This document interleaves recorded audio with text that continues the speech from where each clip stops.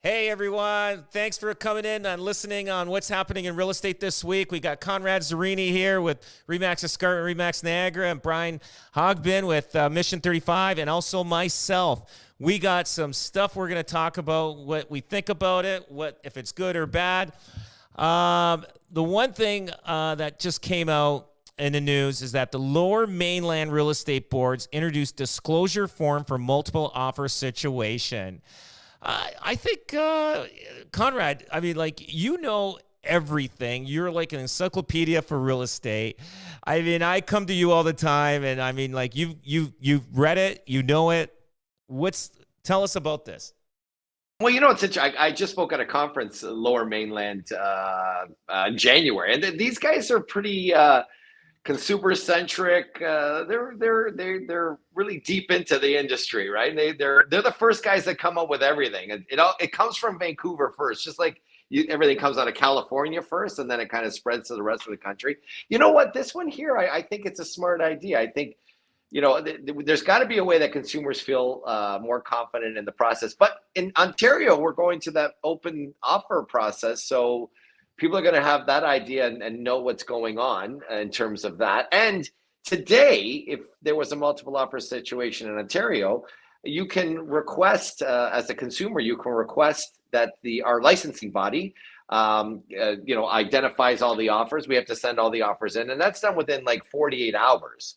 So I think that measure is an even stronger measure than this list. So that assures consumers that there was offer. I think it's a great thing. I think Ontario. Well, I mean, you're right. We do have that open offer such thing happening, but this is perfect. This protects the consumer, especially what happened in Montreal, Quebec, there with the one agent that she was messing around with, and I think it brings transparency. I like it. I'm all for it. I love to see it happen here. I think it's a good thing for the business. But yeah, you're right. Everything does come out there first in the West Coast, eh?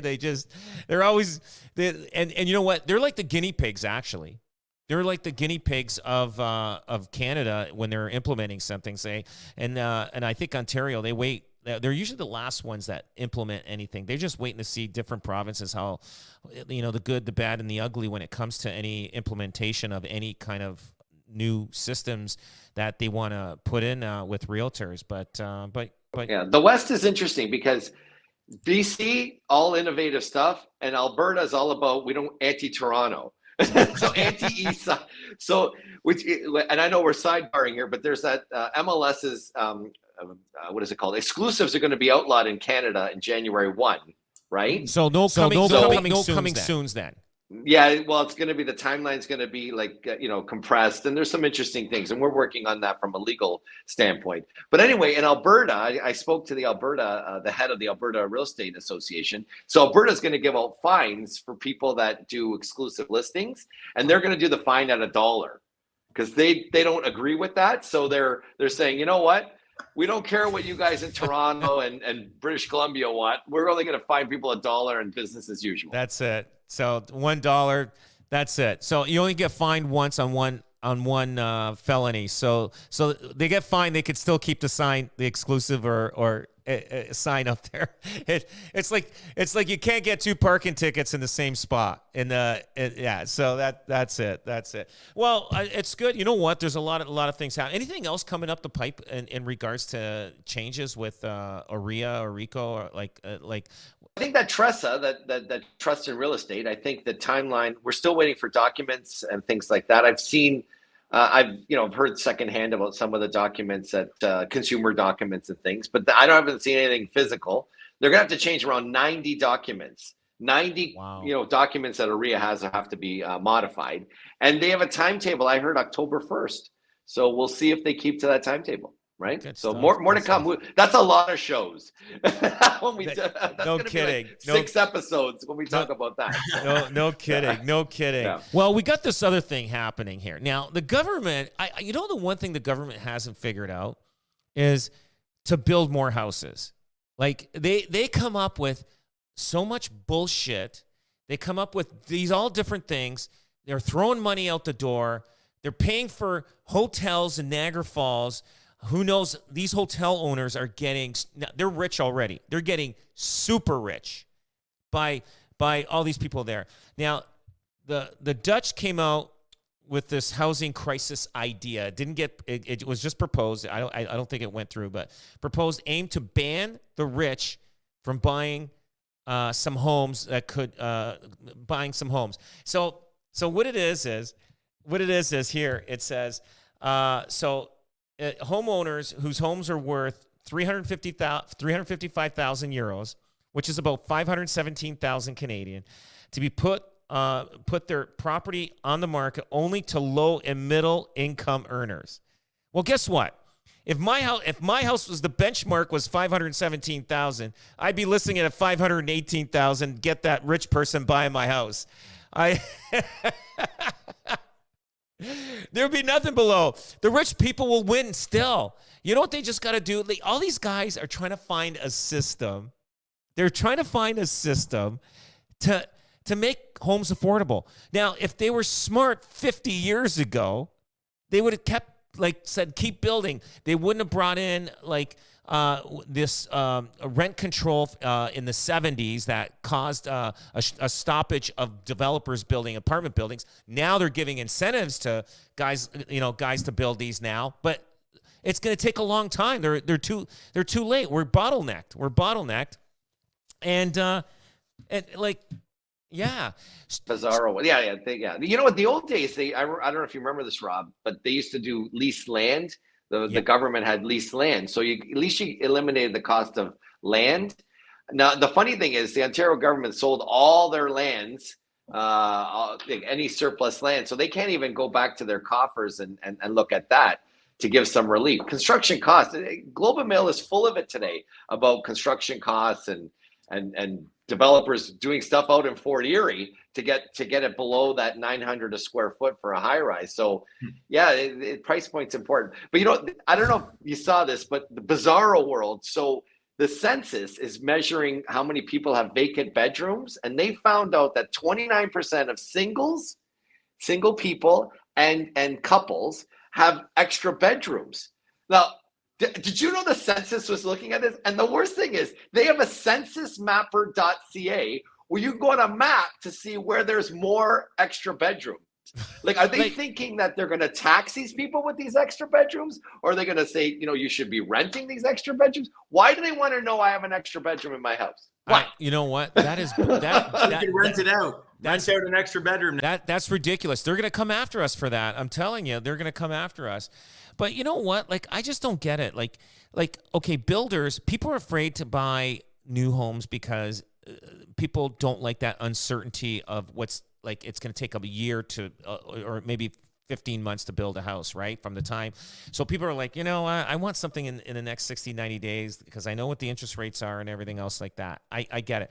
But why don't they come up with an incentive, say, with these builders, say, listen, you build 300 homes, even though you don't have them sold, just build them because they're going to have to, because if they're built, eventually the buyers will come. I know the interest rates are a factor, but if they want people to move in to these houses and build a surplus of homes, maybe offer an incentive on interest rates on new builds. More people start selling their resales, going into new builds because maybe the interest rate's going to be good, a little better than what it is now. They can't do the subprime thing that they did in the U.S., but give some incentive of some sort because right now builders aren't building houses like they were 2 years ago.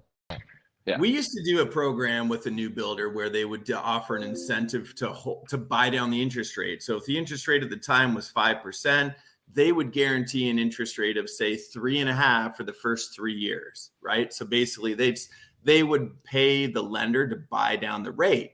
And it used to be a pretty big program, Connor. I'm sure you remember builders doing that. Oh yeah, totally. That would be a great incentive, I think. And if they had to qualify for it, then you're getting the first time home buyer in. And if they're, instead of taxing people more, but if they offered that incentive, that would get a first-time home buyer in an affordable plan, allow them to build up some equity. It would get builders building. And I think that would flow the money, Rob, right to the right spot. For sure. Or remember Hamilton had that where they would give you the down payment, and if you own the house, I think you owned a house for 20 But the down payment is they would basically, and I thought that was a good program too. They would tack the payment they would tack it as like a secondary loan on the back of the mortgage, give you 15 years or 20 years forgivable. And then if you sold it within that time frame and made some money, you had to pay that plus some interest back. Fair enough. But I'll tell you one that'll solve the problem completely. It's all the taxes, like the development charges, parkland dedication. If they did that as a deferral, so they say, look, guys, you got to remember when you talk all those level of taxes plus the land transfer tax, and you include all the HST, it's $250,000 for a townhouse. So think about this for a minute. You took all those taxes. You deferred all the taxes. Hey, builder, build everything. Because you got to understand, when you get a building permit, you got to pay $100,000 of development charges, $150 per unit. Defer that to the back end.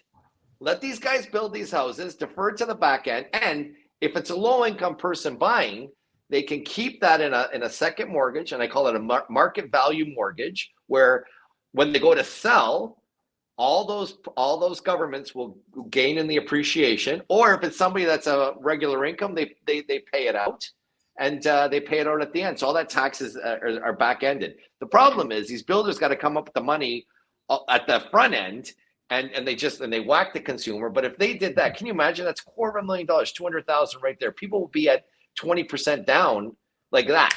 Oh, right. They'll be conventional. Most people will be conventional. It's insane, and I just don't get it, and I don't know what's going to happen out there because it's just chaos. It's just chaos. The worst thing they could do is add more tax. If they start taxing the investor more, I think, like, when you look at all the infrastructure growth, even for the mom and pop investor, they hire the HVAC guy, the plumber, the electrician, the brick mason. They put a lot of money back in the economy, and if you start taxing the investor more, I get it. It's a problem to be solved, but by taxing them more, the investor is going to go elsewhere. They'll bring their money down to the States, and then that means they put money somewhere else that doesn't stay in our economy. So it's like, I don't think the tax is the answer on the investor either. Got a couple of minutes left. Taxing the wealthy. What about Olivia? Is it Olivia Chow that in Toronto that she wants to increase land transfer with the wealthy purchasing or buying a house? Like, they're going at, like, the Bridle Path is already a wealthy neighborhood. They're already assessed. I think they're looking at houses that, like, these anomaly homes, these big houses in smaller neighborhoods. Where is that what she's looking at? What is that? Yeah, I don't know how far she can go with it, but it's, what if it's a drop in the bucket as far as I'm concerned. They have the double land transfer tax. Like, think about how much money that is, and that's turned off people buying as well. That just puts an extra burden on the homeowner, which is completely ridiculous as far as I'm concerned. Yeah, I don't know. Like, that's a toughie. Look, she's got an uphill battle. I heard the other day she's got about $1 billion of surplus from COVID, that they had some surplus money, so she's going to inject that. But I'll tell you, municipal taxes all over the province are going to go up. It's going to be pretty crazy. And the other thing is, they're making developers, and I go, no, poor developer, whatever, but they're adding so many things to these applications now that they never used to, and that they want this built, that built, and the whole bit. It's just a terrible, vicious cycle. I think you guys are on the right track. The taxes, defer these taxes, back end them, because the municipalities need this money, and so does the provincial government. The reason they had a surplus during COVID was, the simple fact was land transfer tax, because think how much real estate was done during COVID. Wow. Ontario made a fortune in 2020 and 2021. You know what, Conrad? I am going to put your name in for either Premier or Prime Minister. I'm going to nominate you. I'm telling you. I mean, we need a business person in there. None of this, crap that we're getting and everything else.